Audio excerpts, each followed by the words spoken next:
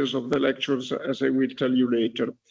And so in my activity, I had to deal with the climate drivers, and therefore, in the past 20 years, we realized that these drivers are changing, and therefore I started dealing with climate change, which is an issue that is very topical, as you know, because we are all concerned by the changing climate that changes our societal organization, changes the way in which we manage, we deal with climate forcings. And we are concerned, but still, from a technical point of view, in engineering, it's an open question how to take into account climate change for engineering design. And therefore, being an open question means that this is a challenge, because indeed we know that we have to adapt engineering design to climate change, and keep in mind that engineering is topical. It's fundamental for climate change adaptation. Adaptation means that we have to find solutions that are in the domain of engineering. And you understand that if, from a technical point of view, it's still an open question how to take into account, how to quantify a changing climate, how to estimate project variables in a changing climate. If it is still an open question, it is something that is challenging, that is very relevant to engineering, and is something that, in my opinion, should be in the background, in the skills of students in civil engineering, civil and environmental engineering. And the fact that the challenge is still open means that we actually have few references, and these references are mainly in the scientific literature. There are only few technical references. With technical, I mean quantitative, explaining how to estimate project variables, how to adapt engineering design to climate change. And the fact that it's still a challenge, and the fact that this challenge is urgent in the domain of engineering, motivated us to promote this curriculum of the Civil Engineering Master Degree Program, curriculum on climate change adaptation. And the purpose of this curriculum is precisely to instruct the students about estimation of project variables in the presence of climate change. And the main question here is, what is the future climate? Because if the reason why this is still an open challenge, the reason why, from a technical point of view, we actually don't know how to deal with climate change is the lack of knowledge of the future climate. And this is something that we will try to teach, to decipher and to teach in the first block of the courses of this curriculum. And one course is the one I'm teaching today, so climate change mitigation and adaptation. There is a second course, which is a laboratory of climate change adaptation, and the third course that is related to estimation of forcing of project variables in the presence of a changing climate. So after this brief introduction of myself and the general purpose of this degree program, and before I start explaining to you, this will be the subject of the first hour of the lecture, explaining to you how the course is structured, how we will assess your preparation, how the lectures will be organized. I would like to get a brief introduction from you. You are only 2 persons today, and we are not expecting many students, and in particular in the first lecture. But if you could please give a brief introduction of where are you from, and what is the subject of your bachelor degree, and whether or not you are an Erasmus student, and whether you are already subscribed to this curriculum, or you are for sure subscribing, or whether you are just attending today for getting some more information. Could you please give a brief introduction? So, Lea, would you like to start? Yeah, sure. My name is Lea Waltenberger. I'm from Germany, and I'm here for an exchange semester. So, yeah, only for half a year. And in my bachelor's thesis, I did like time and resource optimization on bridges, and also looked for some climate issues and all that stuff. So yeah, and that's the reason why I'm sitting here in this course, because I'm quite interested in the climate change theme and topic, and yeah. Very good, thank you. And Radha, would you like to introduce yourself? Yes, I am Radha and I am from Nepal. I am a regular student of civil engineering, and I have also completed my bachelor course in civil engineering. And for master, I have chosen this curriculum, climate change. And Okay. I want to request like I am not able to enroll in this curriculum. Still, it is showing like unable, not available for year 24-25. I don't know what to do this, how to do it. Okay, first of all, just to reply to your question, first of all, I think that the time window for choosing your curriculum is still to be opened. And I think it will open in October. I don't really know the exact dates. You may refer to the coordinator of the master degree program, but I am pretty sure that it's not open yet. So this may be the reason why you don't see the curriculum available. It looks strange to me, because on the web it looks already available. And I think that my visualization could be different from yours. So if you have any question related to the bureaucracy, I am sure that you can subscribe. And if you have any question, you may refer to the course coordinator. And if you don't find an answer, you can also send an email to me, and I can ask the offices for you.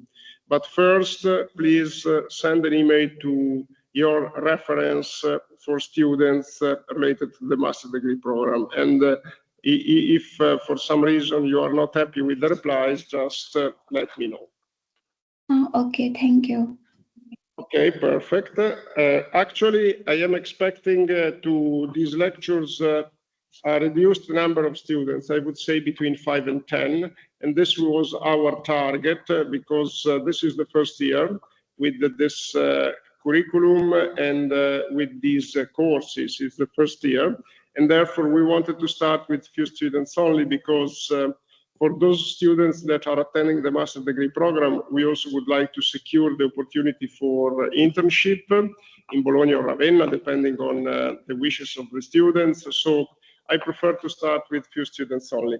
There is also to say that indeed, being the first year, the advertisement over the web is not really, is not yet open. And therefore, this is also the reason why a few students only are applying, I think.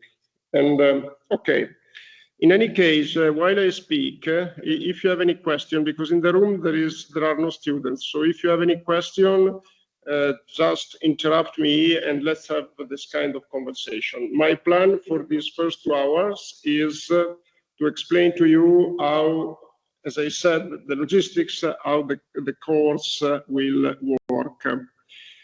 So let me first of all share my screen and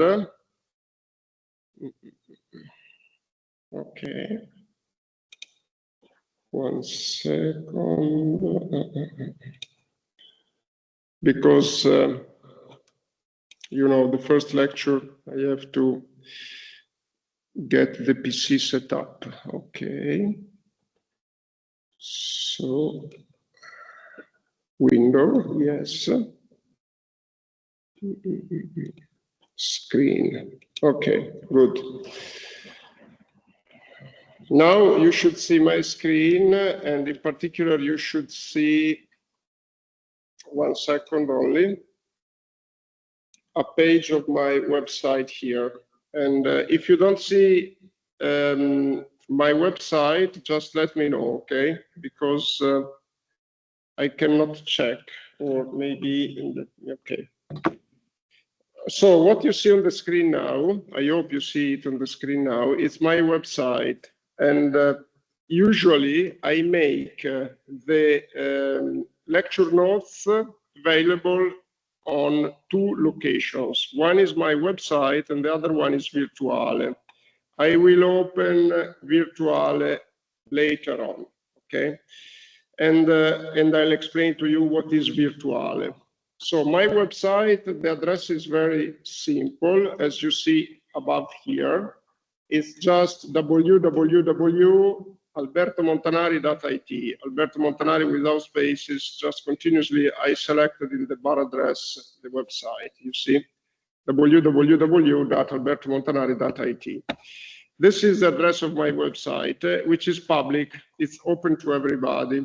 It's already 10 years, more than 10 years actually, from 2011, that I am distributing lecture notes to students in my website in parallel to Virtuale, which is the official website for students of the University of Bologna. The reason for this double location is that Virtuale is not open to everybody, and I am a fan of open teaching, open information, open everything, transparency, etc. And therefore, I wanted my lecture notes to be available for any interested person. And this is also an advantage for you, because in Virtuale, once you are not anymore a student at the University of Bologna, you cannot access. So, for instance, Erasmus students cannot access to Virtuale after the exchange period is ended. So I wanted instead my teaching material to be available, let's say forever. Nothing is available forever, but to be available to students even after they completed their degree programs or their exchange period at the University of Bologna. And in my website, you see it will be updated, but now it's organized in 2 columns. In any case, teaching is very visible here on the left column, and on the right column you have my research activity, a description of my research activities. You are interested in teaching, and you see on the top of the teaching column there is a link to lecture notes for climate change modeling, mitigation and adaptation. And the second link is laboratory of climate change adaptation. Not sure, Leah, if you are also attending it. If you are, this is the link where you can refer to. Lab will start next week, next Thursday. Now, if you click on the lecture notes for climate change modeling, mitigation and adaptation, you see a description of the organization, a sort of guidelines for maximizing your happiness with the attendance of this course. And now I will basically read and comment with you what is written here. Before I move forward, let me show you about Virtuale. Virtuale, if you open another window, can be found at virtuale.unibo.it. I think you already know it, but just in case, I am starting from scratch. So if you go to Virtuale, you get this page, and you have to log in. This is why it's not accessible to everybody. So I choose get in with Unibo, and then I put here my login and password. Okay. And of course, the visualization that you will get yourself is different from the visualization that I get. And here is what I see. Your visualization is similar. What is important is that you have the same link to climate change modeling, mitigation and adaptation. And here you can find a link to the virtual room. And if you click here, also you see here that there is a second teacher, and the second teacher is Serena Ceola. She will teach starting from next Friday, I think, a part of this course. I am teaching 36 hours, she's teaching 12 hours. The total number of lecture hours is 48, and she will teach in parallel with me. If you click here, Climate Change Modeling, Mitigation and Adaptation, you get into something that is very similar to my website. Actually, here, any topic is linked to my website. So if you click on Introduction, you get to a second page, and you see that there is a link. There is, first of all, a link to announcement. Now I am visualizing in Italian, but you can change the language.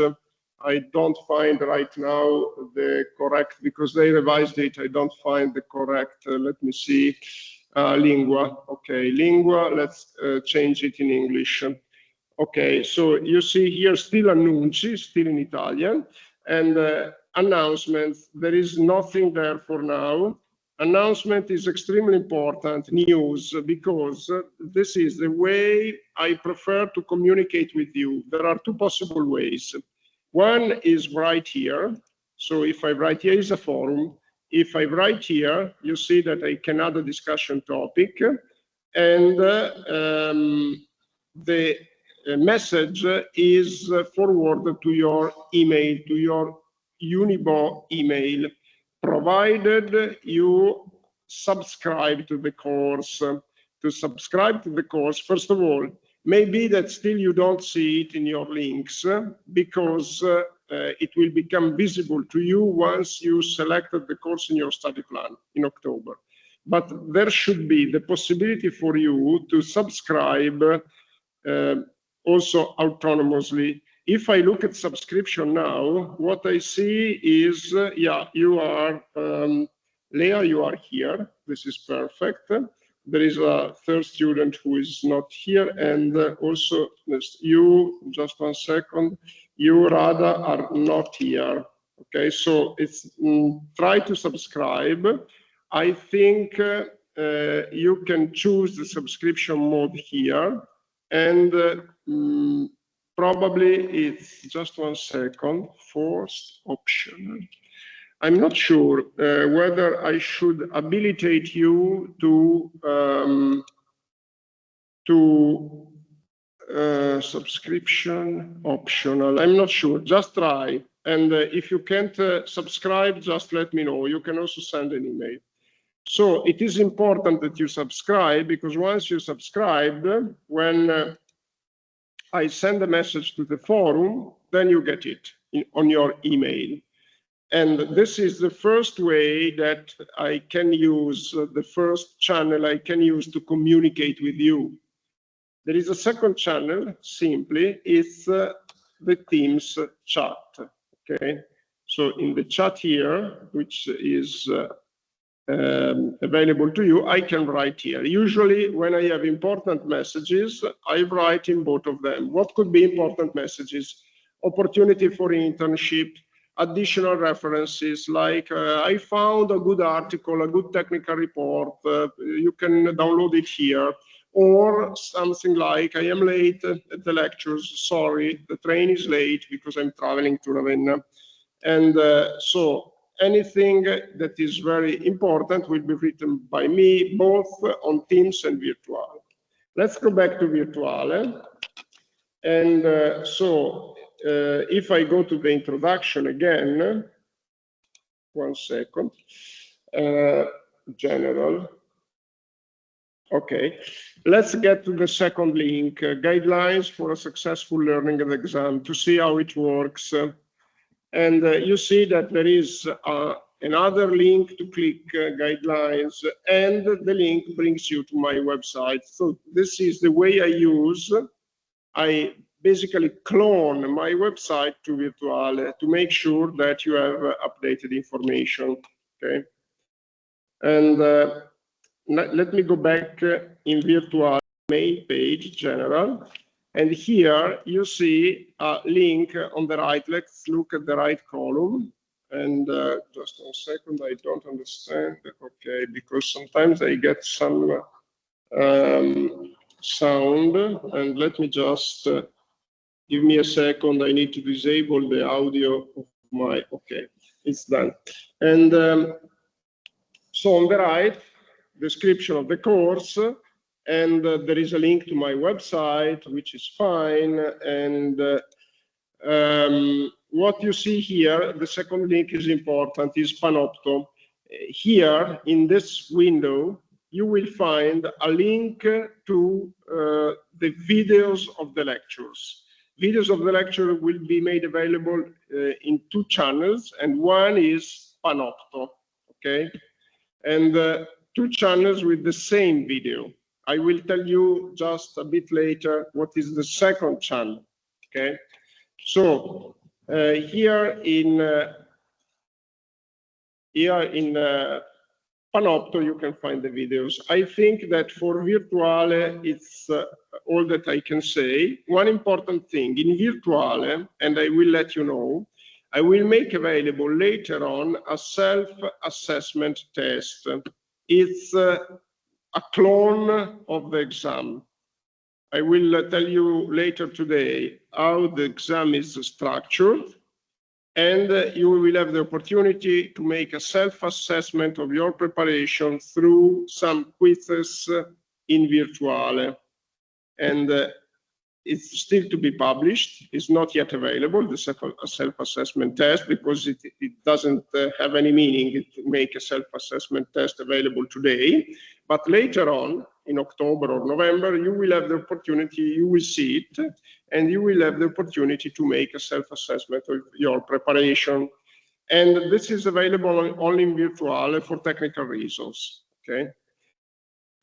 Now, let me go back to my website.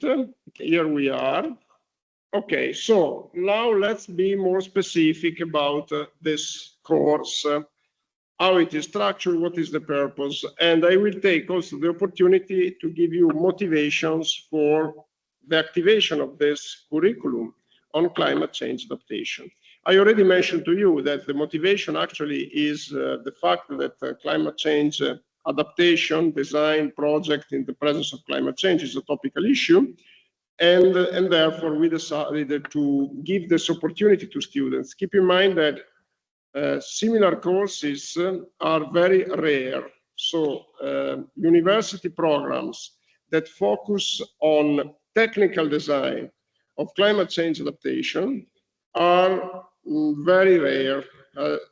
In Italy, I know of this program and another one in Turin, at the Polytechnic University of Turin. And also abroad, there are only few of them.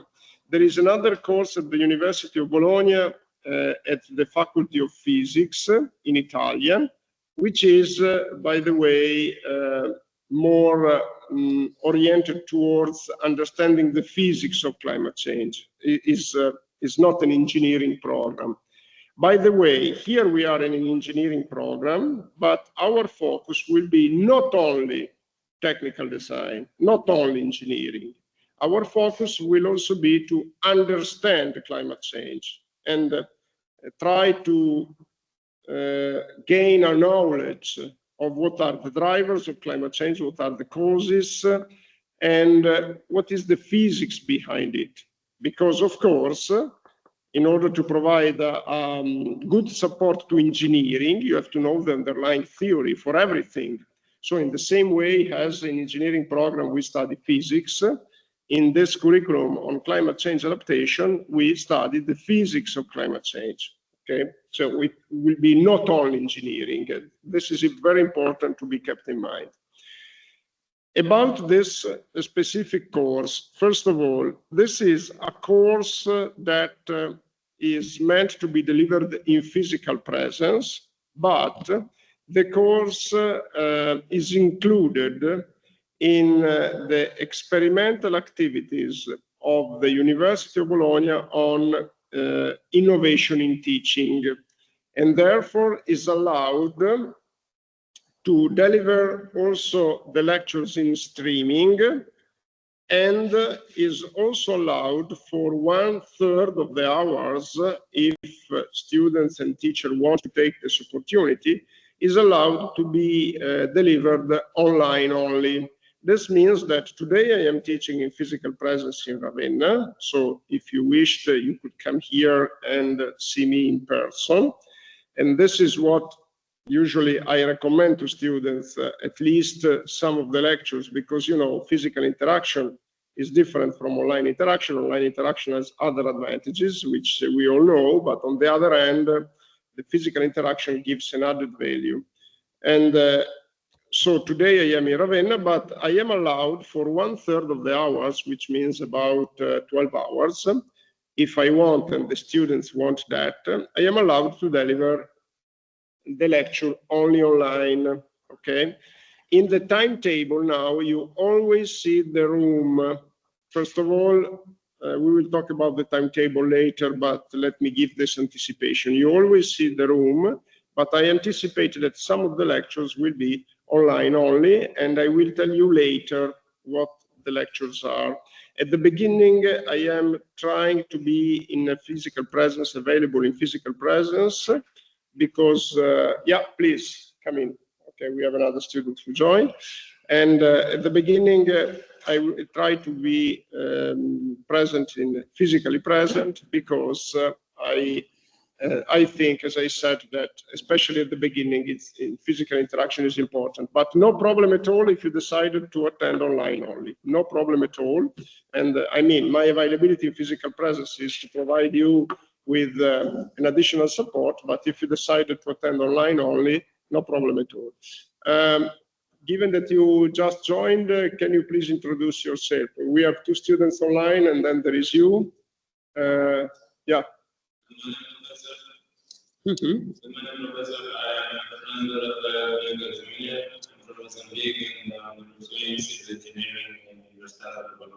Okay, very good. And are you applying to this curriculum on climate change adaptation? Yeah. Okay. Okay, perfect. I just started with an introduction to the course, so you didn't lose anything so far, okay? And I just gave the coordinates of my website, which you can see on the screen there, and where you will be able to find the lecture notes. And also you will be able to find links to my website in Virtuale. You know about Virtuale, for sure, because you are the second year, so you already know about it, okay? Very good. So, okay, and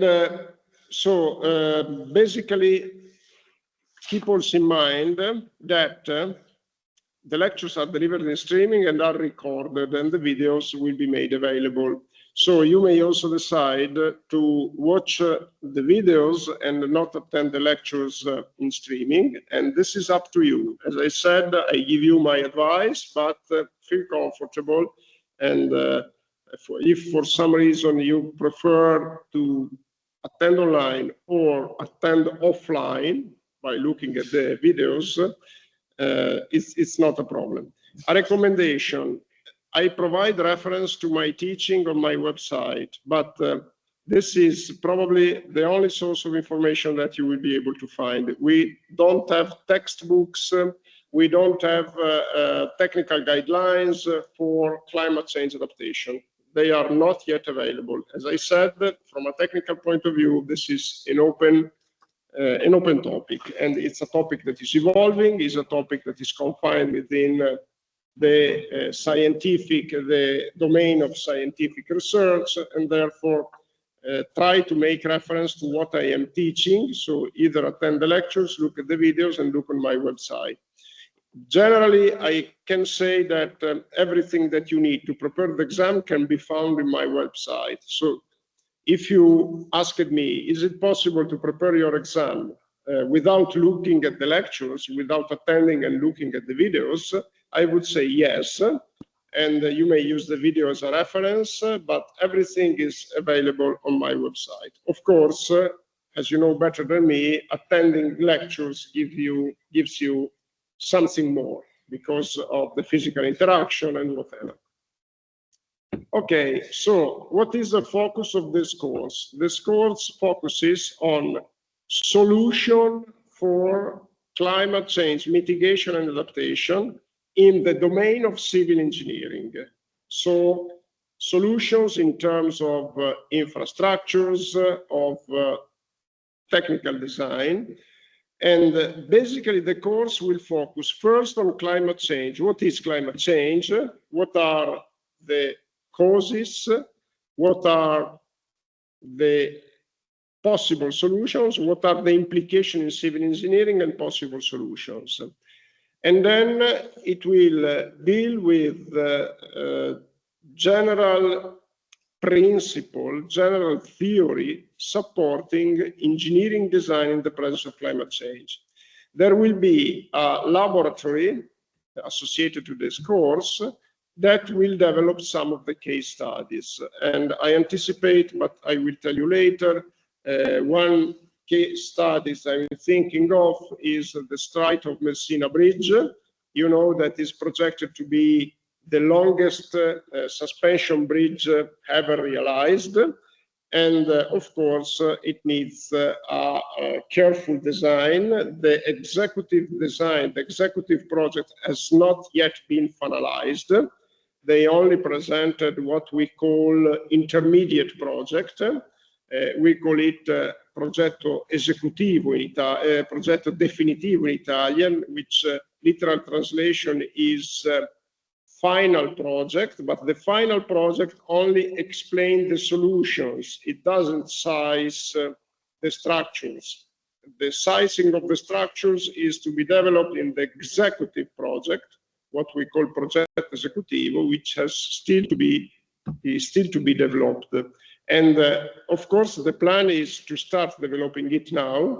But you know, the history of the Strait of Messina Bridge is very long. Already more than 30 years ago,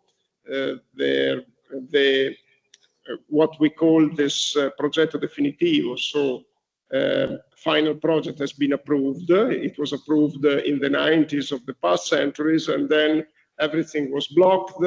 And now they are thinking of indeed moving forward, but still it's in the air. It's nothing very. So I think that for this reason, it's interesting to consider it as a case study.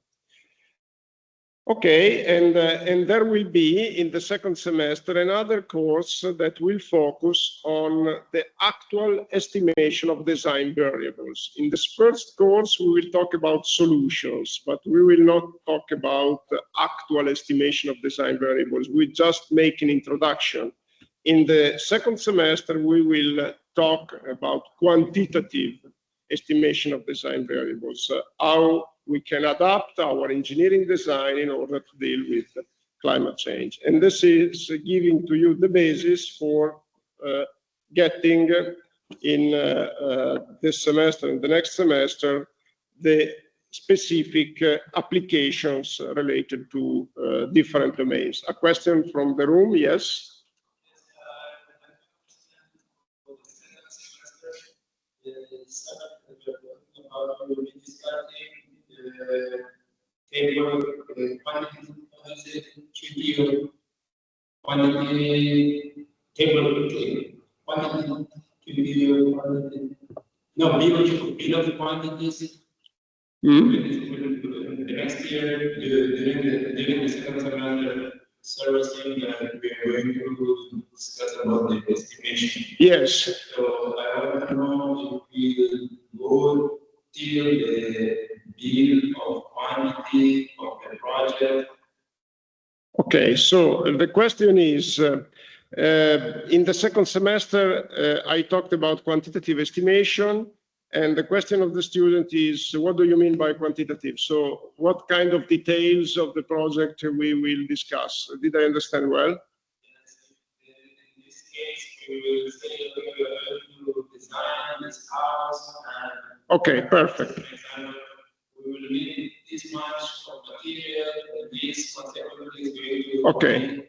This much money. Is it? Okay, so let me just clarify. In this semester with this course, we focus on climate change and general solution. What is the impact of climate change in civil engineering and the general solutions? How how we can, in general, set a framework for technical design. It will not go, this course I'm teaching today, it will not go into the details of how to build a house, how to build a bridge, okay? Now, in order to go into the details, you just need to adjust your forcings by taking climate change into account. How to adjust these forcings? So, for instance, for the Strait of Messina Bridge, you have to estimate wind velocity in 2100 after climate change. So, how to make this practical estimation? This is the subject of the course in the second semester. Sizing of the bridge will be the subject of the group of courses, alternative two groups, one in coastal engineering and the other one in structural engineering, that includes, includes 3 courses. They will tell you how to size the bridges, how to size the marine structures. And these courses will focus in particular on the marine environment, marine and coastal environment. And as you know, there are 2 groups, coastal engineering, and which includes geotechnics, includes the design of coastal protections, etc., and structural engineering, which focuses on marine structures and coastal structures. So they will talk about offshore power plants, they will talk about ports probably, and the structure of ports and bridges over the sea. This will be, and they will go into how to size the beams, how to size the structure. I'm not dealing with sizing of the structures because this is the basis for everything. Is it clear? Okay, perfect. Now, so as I said, you find the videos of the lectures in Virtuale under the Panopto environment and on YouTube. On YouTube, you find the link here. If you click on the link that you see here, and what you see is an empty list. Okay, empty because the first video will be uploaded tomorrow. Okay, will be the videos of today's lectures. Again, this is YouTube. It has the problem of advertisement because, of course, I'm not monetizing my videos, but still YouTube, even if one doesn't monetize, puts some advertisement. Not always, but the good of YouTube is that you don't have to access Virtuale. It's available to everybody. And in Virtuale, you will find the same videos that you find here on YouTube. And online students, if you have any question, just interrupt me and let me know.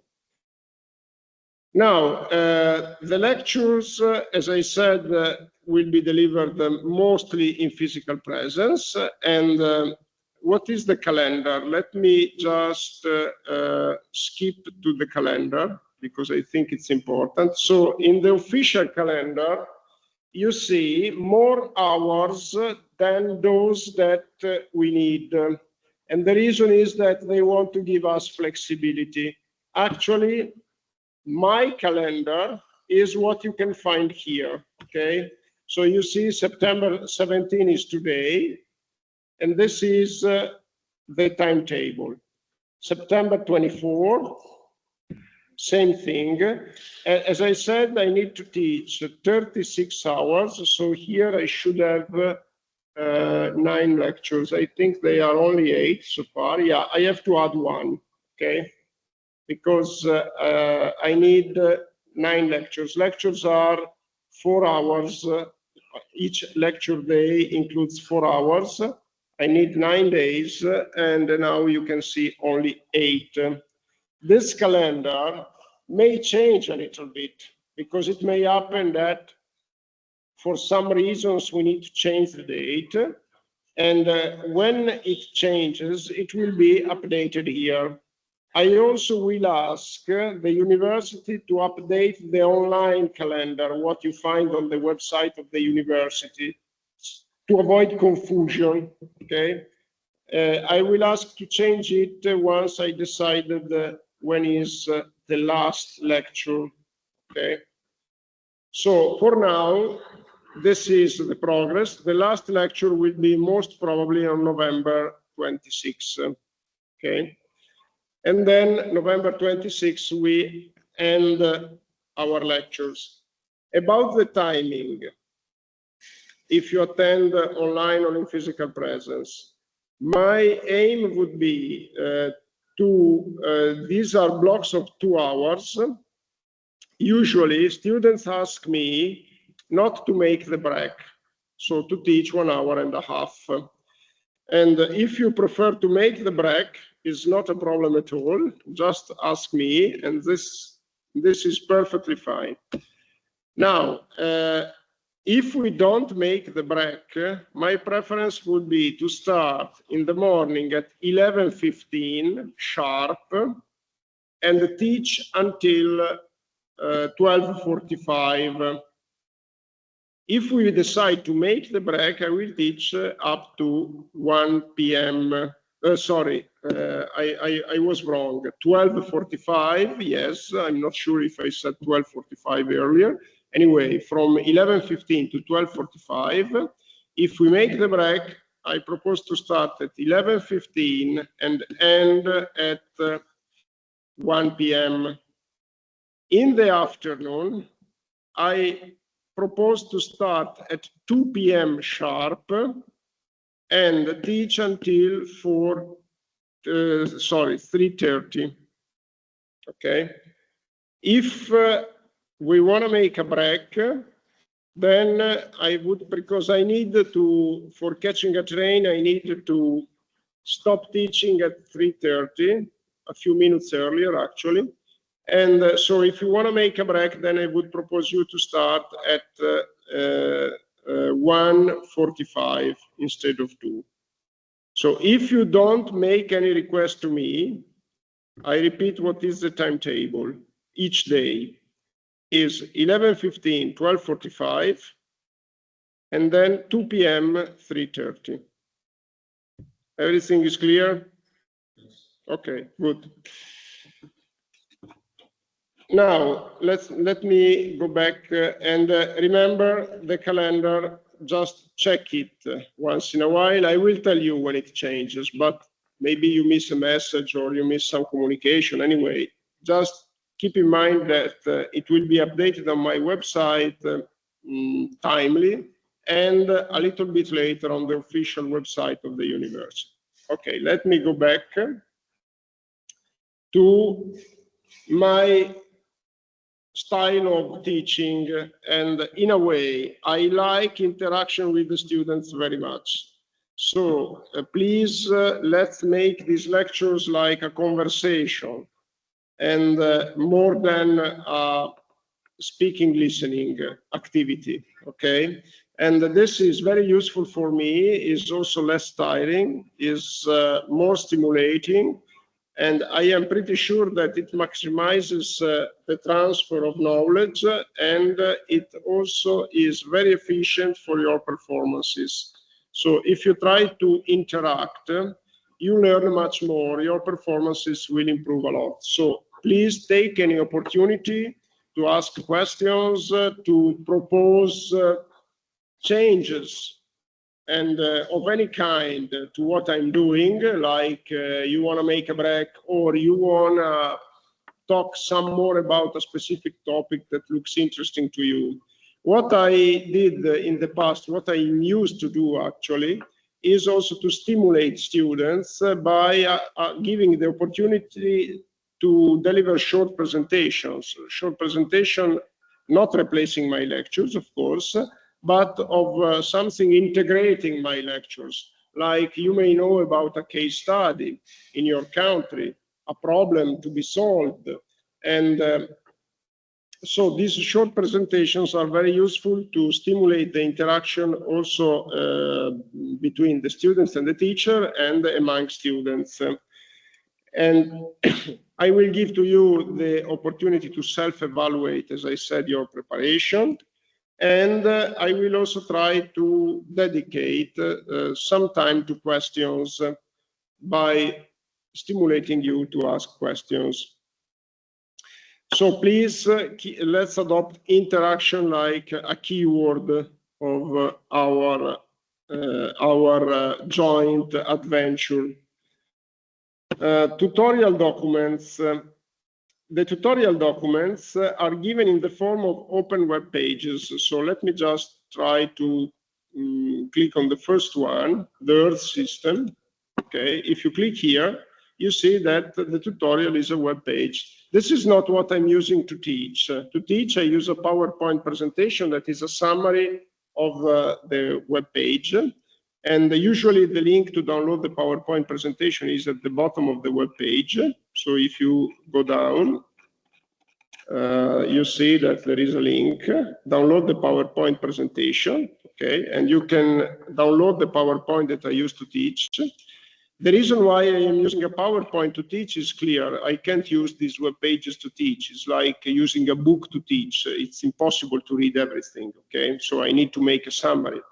But in order to prepare yourself, you shouldn't refer to the PowerPoint. The PowerPoint is just a summary. You should refer to the web page. It's like when you prepare a traditional classical exam, you use the book as a reference to prepare the exam. You don't use the book to attend the lecture. You take your notes, but you use the book to prepare the exam. So the PowerPoint is something that is useful for teaching, but in my opinion, it shouldn't be used to get yourself prepared. What is the reason why I am using web pages? The main reason why I am using web pages instead of adopting a book is that a book is not available. As I said, for this subject, there is no book. Or, I mean, there are a lot of books on climate change, but there are no books on engineering design under climate change. There are not.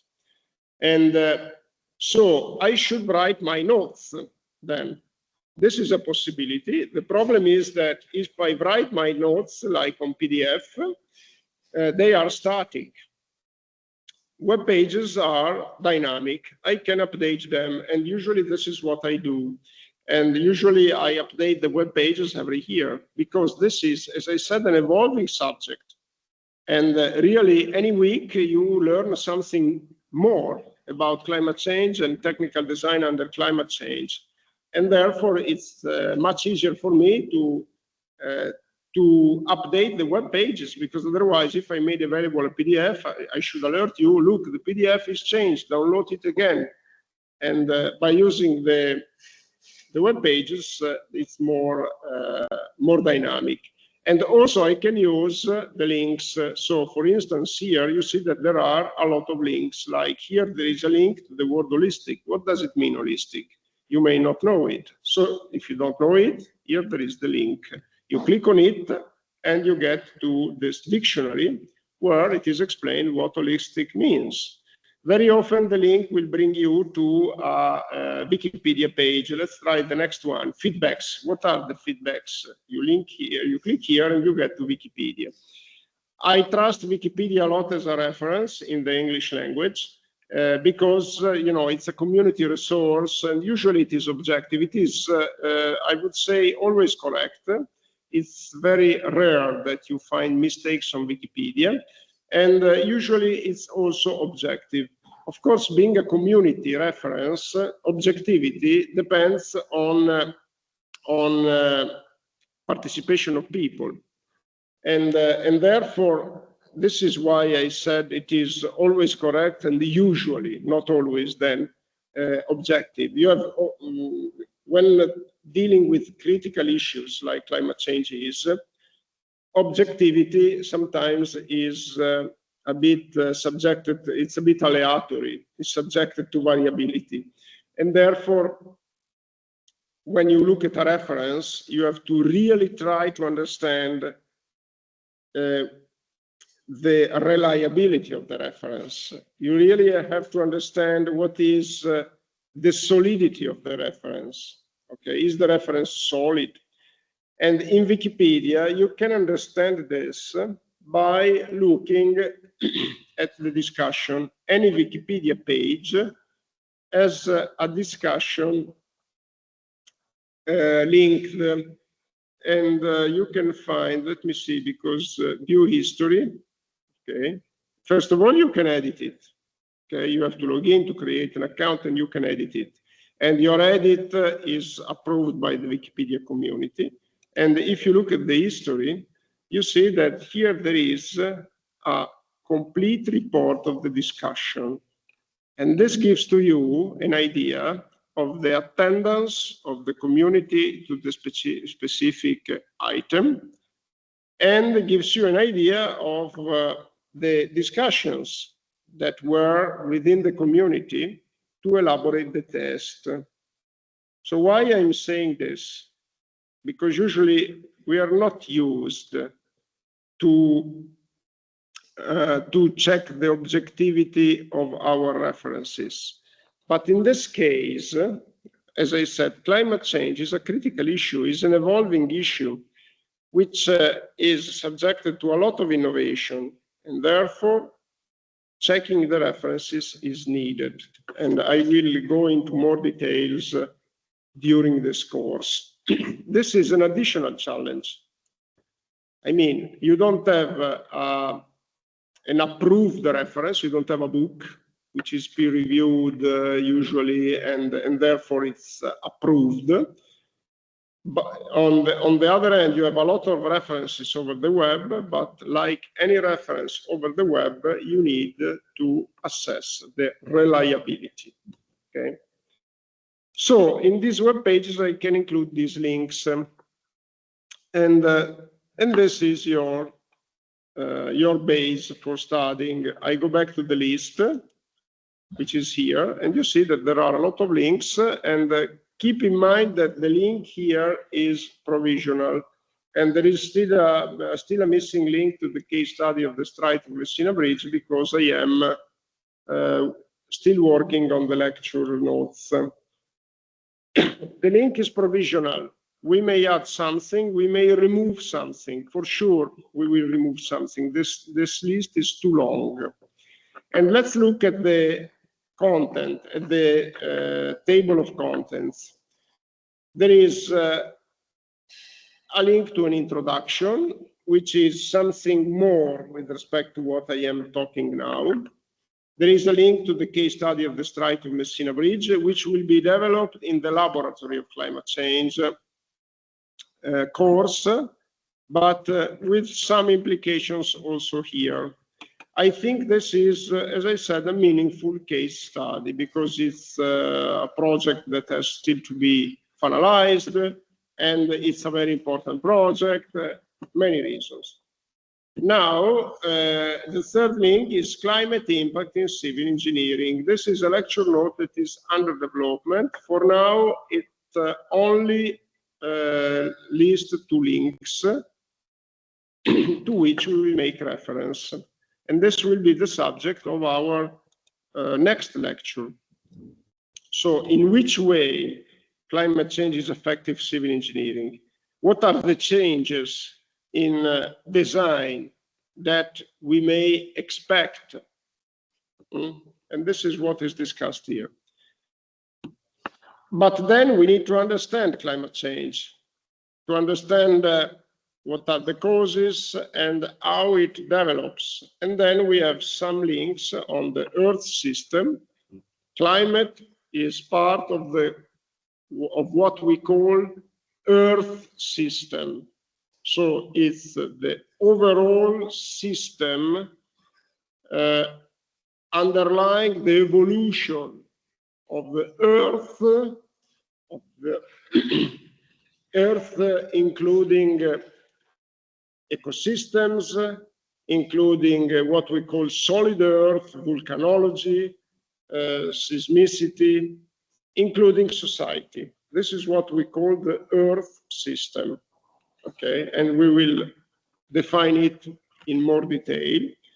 And then we talk about the climate change problem. So what are the unknowns? How to decipher the future climate? And here probably I will include a lecture on climate models. How can we generate future climate scenarios? And then we go into the design. the general framework of design. In the presence of climate change, we have to minimize, we have to design by minimizing the risk. And therefore, I will talk about risk-based adaptation design. This lecture, probably sustainable management of water resources will be eliminated, and we will talk about then climate change and water. So what kind of changes we are expecting in the so-called soft earth, the hydrosphere, oceans, rivers, etc. And then we will talk about decision theory, because in the presence of climate change, usually you have several solutions. First of all, a first doubt is, should we mitigate climate change? Should we reduce carbon emissions? Should we head towards a carbon-free or societal organization and therefore eliminate climate change, or at least reduce it? Or should we adapt to climate change? Should we accept climate change and adapt to it? What is the most effective solution? This is a big question. So it's a question that the scientific community is not unified in replying to. So decision theory is important to support the community's decisions to cope with climate change. And decision theory is also important because when dealing with climate change, we need transparency. And this is why decision theory is useful, because it provides an objective way of dealing with decisions. This is basically the table of content, and then we will introduce the design, the general framework for design. And then there is the part that will be taught by my colleague Serena, and she will explain to you later. We already talked about videos and calendar, and let's now talk about the exam, which is extremely important. So the exam, there is no interim assessment. It will be a final assessment. The course is ending in November. However, we cannot register any exam before the end of the lectures, and we could make a kind of interim assessment beforehand, but the registration of the mark should be done after the end of the lectures. And keep in mind that registration of the mark includes the exam date. So the final examination, this is a rule of the university, which cannot be, we cannot make exceptions. The rule is that the final examination, so the determination of the mark and the registration of the mark, should be done after the end of the lectures. Now, I don't remember what is the calendar here this year. Let me just check the calendar of the lectures. So, academic calendar, University of Bologna. Let me just check. Okay.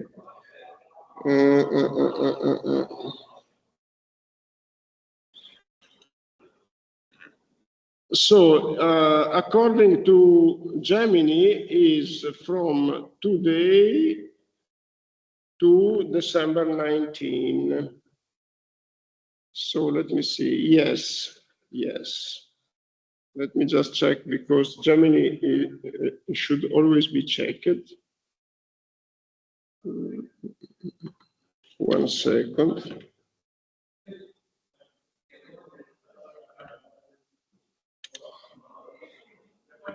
Let me make another check, sorry. So, Unigo, civil engineering. Because we should also look at the calendar of our degree program. So let me see. Course timetable.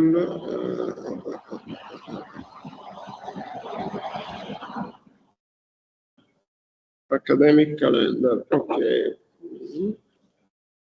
Okay, September 15, December 19. So, December 19, let me see, it will be probably a Friday. December 19 is a Friday. So, the first day we can register the exam and make the final assessment with no exception is December 22nd. So my aim is to fix an exam for December 22nd, actually, and with no interim assessment. What I'm saying is particularly important for Erasmus students, because if you are an exchange student for one semester only, please make sure that you don't leave Bologna before December 22nd. Because once that you left and you closed your exchange period, you cannot take exams anymore here. So be careful, Leah, of the duration of your stay and your exchange period, and make sure that you are available here when the exams are planned, because we cannot make exams online, and this is no exceptions. It's another rule with no exception. So it may happen. I just wanted to ask if there is another date for the exam, or only the 22nd of December then? No, there will be another date around. Because I'm leaving mid-February, so. Okay, perfect. So there will be other 3 opportunities in January, February. So there will be another exam on, let me see, something around January 9, January 12. January 12, 2026 is a Monday, so probably it will be January 12. And after 2 weeks, there will be another one, so something like January 26, and before the beginning of the next semester, which is mid-February, there will be a 4th exam. So the calendar of the exams still to be finalized will be most likely December 22nd, January 12, January 26, February, something around February 12. Okay? Okay, thank you. Perfect. And once again, there is no exceptions to the registration of the mark before December 22, and no exception to the physical attendance of the exam. I am sure of what I'm saying, so I know that there might be cases where my colleagues allow the students to make the exam online, but these exceptions are very restricted and must be approved by the university only after providing a solid motivation for it. And therefore, I am sure of what I'm saying because I had some problems in the past because I tried to be more flexible, but then unfortunately the students did not have the exam approved by the university. Okay, and how is structured the exam? First,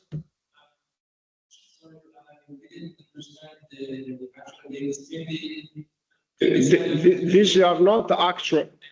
That we do the exam before the actual date of registration. No. On December 22nd, I can register, but this. No. The final examination has to be done not before December 22nd. The final. And I know that some colleagues make an interim examination, but then the final, if you make an interim, you must have a final. The final must be on December 22nd. I don't make an interim examination. It's not needed. It will be around that date. The precise dates are to be communicated later because I need to interact with my colleagues. We don't have to generate an overlap. I will try to stick on December 22nd. Otherwise, the only possible alternative is the next day, December 23rd, if you want to make it before Christmas. But I have to confirm these dates, okay? I will give the final confirmation in October because I have to speak with my colleagues. I think it's better to put on the final day before the Christmas, because yes, of course. There are some proposals that already informed that the exam is going to be on 19th December. Okay, so maybe we have on the 3rd, we have yes. Yes, it's still debated if December 19 one can make the exam. It's a Friday and it's a lecture day. So, but I cannot make it. But if my colleagues make it, it's just their problem. Okay, okay, perfect. And okay, this is fine. How is the exam structured? Through a quiz and a subsequent oral examination the same day. So the quiz is the first part of the exam, and it's a quiz with 30 closed answer questions. And these questions are prepared by looking at my web pages. So only the content of the web pages is the subject of these questions. And closed answer means that you have a question and you have like 5, 6 alternatives to choose between, and there is no penalty for wrong answer. So 30 questions, each question contributes to 1 unit. If you make everything correct, is 30, and this is the vote of the quiz.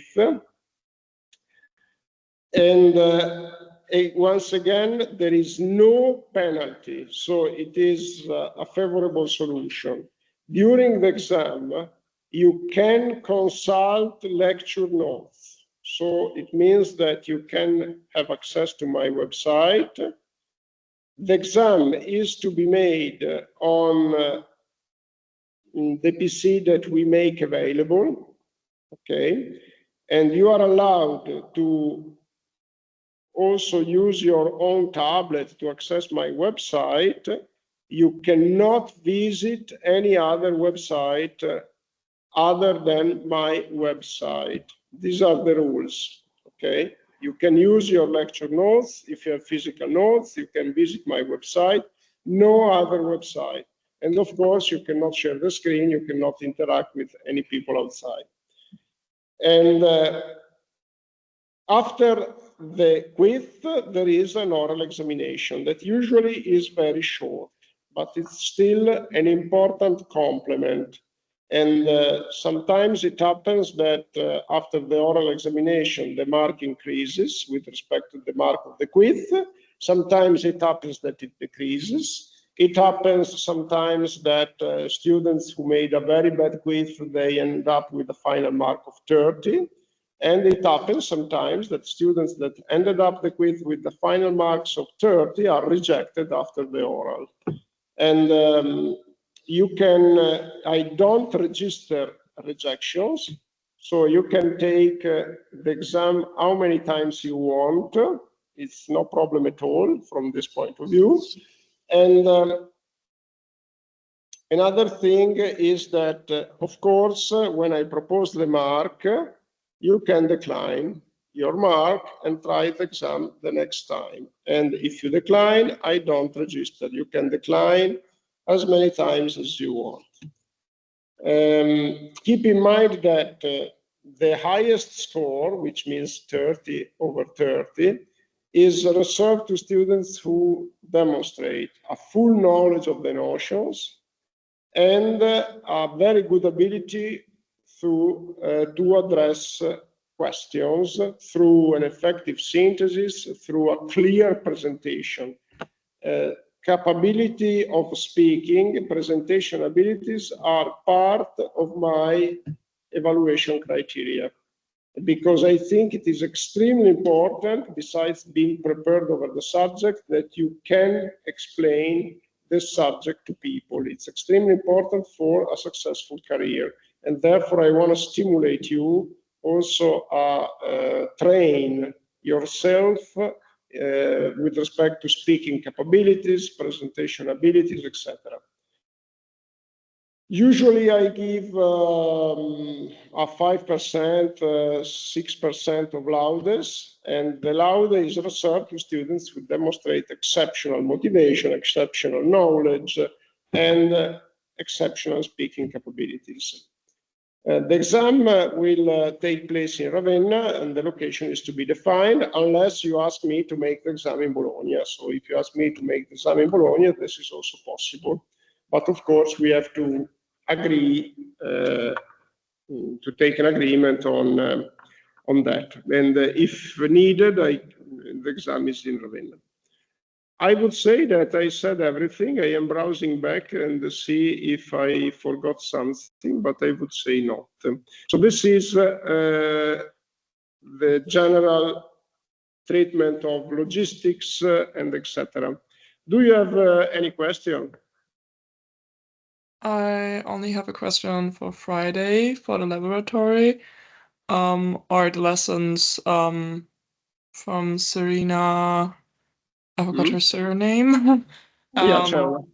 Yeah, I wanted to ask if there's also like an online streaming or if it's only in presence.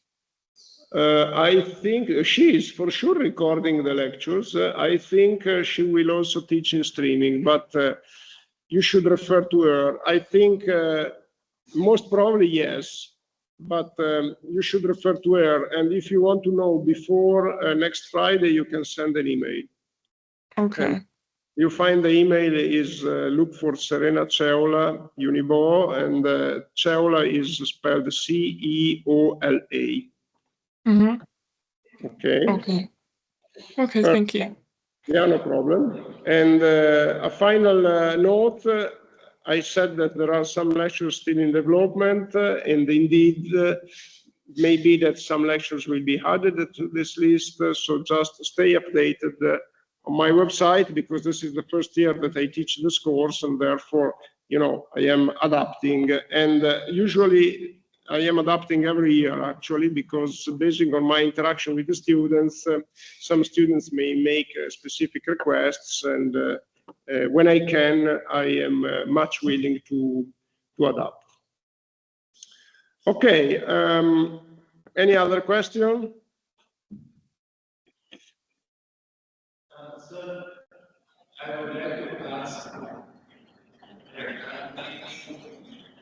this exam that we're talking about here is the B5605 underscore 1 climate change modeling mitigation and adaptation module 1.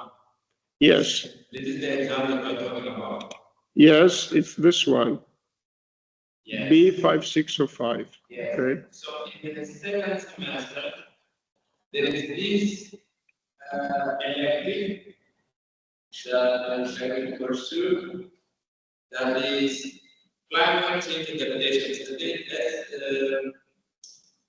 1 minute, we'll check the name.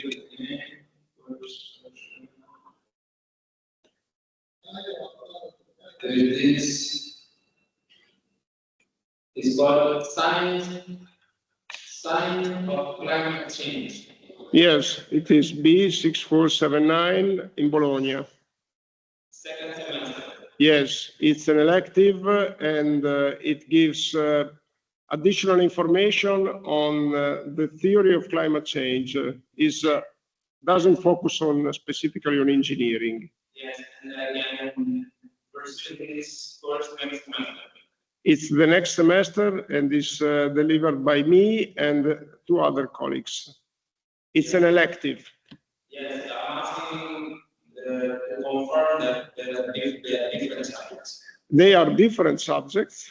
And pursue this subject now, and second semester pursue this subject. Yes. Study now. Yes, you can do that. There is some small overlap because, you know, it's an elective, and therefore is taken by students that are not subscribed to this master degree program. And therefore, we need to make some overlap, because some students attend from medicine, from physics, from, yes. There is, for instance, in science of climate change, there is a focus on global health, because there are several students from medicine. And therefore, there is something that is overlapping, like climate models. I'm teaching climate models in this course.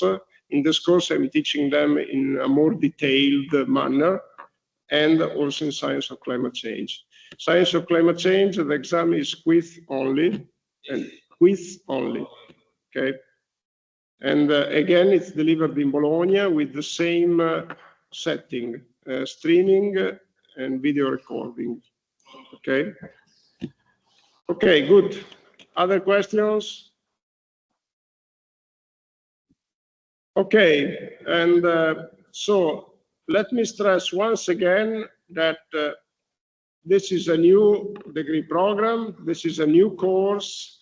Your cooperation in making the course really fitting your expectation is essential, and we are motivated to do our best for creating a unique professional figure that is a civil engineer, so it has all the background of civil engineering, and in particular of structural engineering if you choose the structural engineering group, or coastal engineering if you choose the coastal engineering group. But more than that, this professional figure is expected to have a unique preparation on climate change and how to take into account climate change into engineering design. Okay, and you may ask something like what I am losing with respect to the classical, for instance, civil engineering curriculum in structural engineering, because of course the number of lecture hours is the same. And if you get some more knowledge about climate change, you may ask what I am losing. And what you are losing is, if you compare the subjects, the courses, is something on logistics, something on economy, and therefore socioeconomic implications. This is something that is dealt with in a different manner in this curriculum with respect to the classical curriculum in structural engineering. And on the other hand, our aim here is really to make you in the best conditions to make a professional career with a professional qualification that is very rare to find today. And of course, the fact that there is no tradition and the fact that there is no back experiences means that your cooperation is indeed very important. Okay, now let's go to the first link, and I have like 5 minutes to go, and let's look at the climate impact in civil engineering. And the purpose why I'm starting with this lecture is that I think it is, before studying climate change, it is essential that we clarify what is the motivation for a master's degree program on climate change adaptation. What is the way, in a few words, climate change is affecting engineering design? And first of all, let's start from two considerations. The first one is related to climate change, and the second one to engineering. Climate change is a topical issue, and you know it because it is on the media, it is in the political discussion, it is in the technical discussion, it is something that we, every day we listen something related to. And climate change, on the other hand, is a big unknown because we have an awareness that something is changing, but we don't know how it is changing. And we claim that we can make predictions for the future, but actually like any prediction, the prediction of the future climate is subjected to uncertainty. And therefore, in a way, there is a first considerations to be made. This is still an open question for the quantification, an open question related to climate change. Second consideration related to civil engineering. The second consideration is that civil engineering has a huge role, a very important role, a key role, let's call it as you like, in fighting against climate change.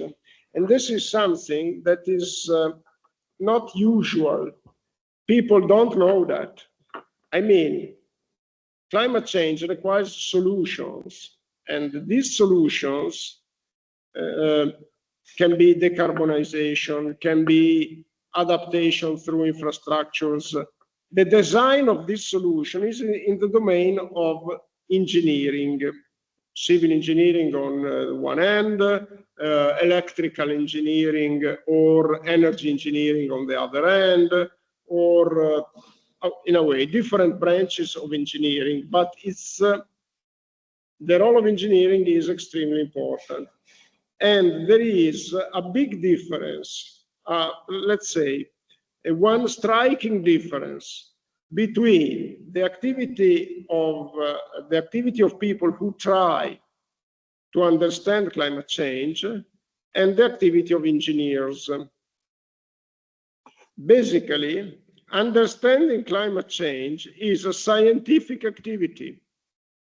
Engineering is, a mixed scientific and technical activity.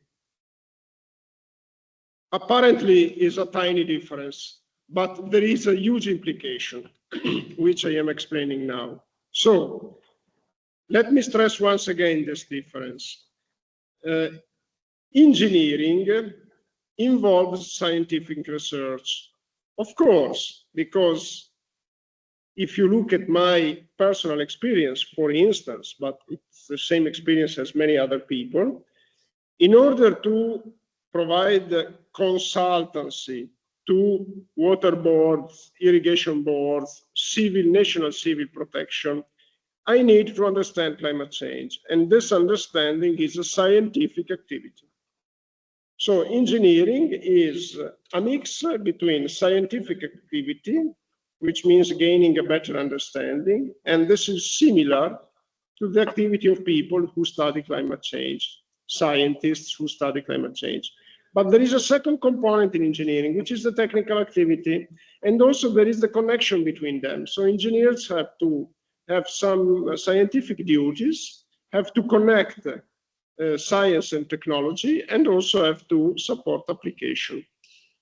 And I mentioned a huge implication, which is extremely important. What is the huge implication of this tiny difference between science and engineering? The huge implication is that scientists usually are not responsible for their mistakes, are not legally responsible. Engineers are legally responsible. So if you make a technical design and the technical design fails, like the Ponte Morandi in Genova, who collapsed, the engineer is responsible. Morandi died already, so the responsibility is something, that people who are not with us anymore are not legally responsible. But the concept is that engineers are responsible forever. And therefore, the fact that there is, on the one hand, no responsibility, because we admit that science can be mistaken, and therefore there is no responsibility. In the public debate, this is a very hot topic, like scientists are liable, and the usual answer is no, because if you don't want to limit the creativity of science, you cannot make scientists liable. On the other hand, engineers are liable. If they fail, they have to respond of it. They take the responsibility. This means a completely different approach, and I use a completely different models. Basically, the engineer has to use methods that can be defended and has to demonstrate anytime that they did their best, engineers, to minimize the chance of mistake. They have to be able to demonstrate it. If they are charged, they have to go in front of a judge, of a court, and defend their work. Scientists don't have this responsibility. So this is to support their creativity. But on the other hand, it means that they have the opportunity of taking risks. Because if they fail, scientists, this is normal in science. Science is, the history of science includes a lot of mistakes. And you can search on Google, mistakes in the history of science. There are a lot of them. This is perfectly fine. There wouldn't be science without risk. There are some scientific activities that are called high risk, high gain, and they are promoted. Engineers cannot use this approach. I cannot design the Strait of Messina Bridge by taking a risk because I think that is more creative and I make a kind of experiment. I cannot do that. And therefore, it means that while the activities look very similar, on the other hand, the methods cannot be similar, cannot be the same. And this is an important premise related to the role of engineers, which have, on the one hand, a scientific duty. On the other hand, when they turn into practice, they have to minimize the risk of mistakes. So what are the ways climate change affects civil engineering? It's through the estimation of design variables, of forcings, basically, or loads, okay? I call design variables the forcing, the loads. I'm not sure, design variable, I asked several English colleagues who are native English speakers. Design variable is not a word that is used in English a lot. It's used in Italian, variabili di progetto, they are called. And therefore, in order to be understood by, a wider audience, I use also the terminology design variables. But what I mean is, in native language speakers, they talk about loads and forcing. Climate change affects the loads and the forcing. And we will see the list of the forcing after this break. And when we meet again at 2 p.m. today. Just a question for you before we make the break. In the future, are you planning to attend the lecture in physical presence, or would you prefer online? So, because I think I also need to ask other students because there will be more, but just to know your opinion. What about you who are in the room? Are you planning to continue in physical presence? Yeah, okay, this is perfect. This is fine. And what about you that are attending online? What is your plan? I think I will manage to come at least every second week, but I have classes in the evening in Bologna, and I'm also living in Bologna. So every week would be a little bit difficult, I guess. Okay, perfect. No, this is fine. And what about you? Sorry, don't remember your name. Rada, are you planning to continue online? I also want to attend it physically. Okay, this is perfect. And we complete the check when the other student will join. Okay, very good. And so let's meet again. I am now closing Teams and you will get 2 videos for today. Let's meet again at 2 p.m. I think the room is the same in physical presence, and for the streaming, the virtual room is the same. Grazie, thank you very much. See you later.